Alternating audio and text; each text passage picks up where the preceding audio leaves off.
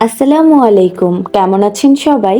আশা করছি আল্লাহর রহমতে আমার মতো আপনারাও ভালো আছেন। আজ আপনাদের সাথে সুস্বাদু ও মজাদার তেলাপিয়া বারবিকিউ রেসিপি শেয়ার করব।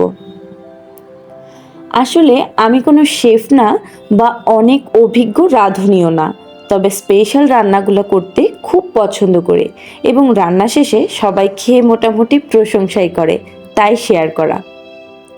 কিছুদিন আগে কক্সবাজার গিয়েছিলাম। সেখানে হোটেল কল্লোলে মাছের বারবিকিউ প্রথম খেয়েছি এবং সেটা অনেক মজাদার ছিল। বাসায় এসে প্রায় মনে হতো একটু ট্রাই করে দেখি বাসায় বানালে কেমন হয়, কিন্তু করেও করা হচ্ছিল না।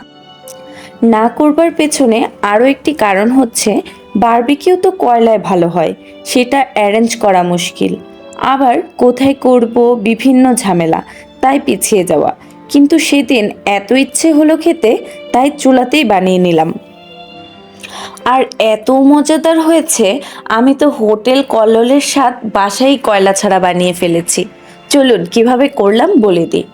মাছের নায়ক তেলাপিয়াকে ভালোভাবে ধুয়ে মাছের শরীরে হালকা করে ছুরি দিয়ে কিছু কাট দিয়ে নিতে হবে, যেন মশলা ভালোভাবে ঢুকে যেতে পারে।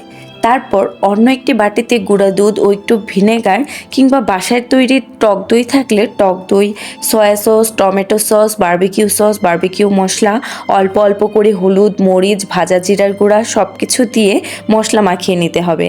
তারপর মিশ্রণটিতে মাছের গায়ে মেখে 30 মিনিট মেরিনেট করতে হবে। মেরিনেট করলে মশলা মাছের ভেতর ভালোভাবে ঢুকে যেতে পারে।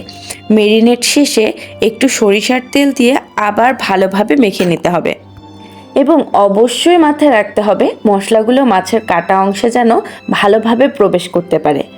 এবার ননস্টিক তাওয়ায় তেল গরম করে মাঝারি আঁচে ভালো করে ভেজে নিতে হবে। মাছের বাড়তি যে মশলা, তার সাথে বারবিকিউ সস মিশিয়ে মাছ উল্টানোর সময় ব্রাশ করে নিতে হবে। ব্যাস হয়ে গেল তেলাপিয়ার বারবিকিউ। আমিও একটু রেস্টুরেন্ট স্টাইলে সাজিয়ে পরিবেশন করে নিলাম। এবার এক টুকরো রুটি দিয়ে মুখে নিলেই স্বাদটা টের পাবেন।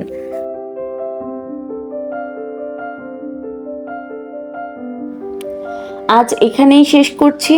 যদি ভিডিওটি ভালো লাগে, লাইক, কমেন্ট, শেয়ার করতে ভুলবেন না কিন্তু। আল্লাহ হাফেজ।